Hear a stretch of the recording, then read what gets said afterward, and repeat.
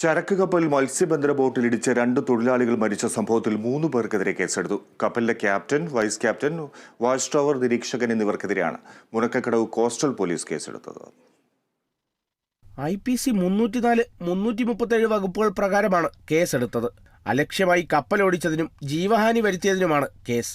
ഇക്കഴിഞ്ഞ ഞായറാഴ്ച രാത്രിയാണ് സാഗർ യുവരാജ് എന്ന ചരക്ക് കപ്പൽ ചാവക്കാട് ആഴക്കടലിൽ ഇസ്ലാഹ് എന്ന മത്സ്യബന്ധന ബോട്ടിൽ ഇടിച്ചു കയറിയത്. 2 പിളർന്ന ബോട്ടിലുണ്ടായിരുന്ന 6 മത്സ്യത്തൊഴിലാളികളിൽ 2 പേർ മരണപ്പെട്ടിരുന്നു. 4 പേർ രക്ഷപ്പെടുകയും ചെയ്തു. കപ്പൽ ദിശ തെറ്റി വന്നതാണ് അപകടത്തിന് കാരണമെന്ന് പറയുന്നു. കേസെടുത്ത 3 പേരുടെയും പേരുകൾ പോലീസ് പുറത്തുവിട്ടില്ല. Captain, vice captain, watch tower നിരീക്ഷകനടക്കം 17 ജീവനക്കാർ കപ്പലിലുണ്ടായിരുന്നു.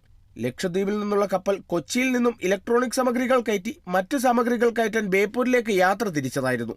ഇതിനിടെയാണ് അപകടത്തിൽപ്പെട്ടത്. ലക്ഷദ്വീപിലേക്കുള്ള സാധനങ്ങളാണ് കപ്പലിലുണ്ടായിരുന്നത്. Kerala vision news, Thrissur.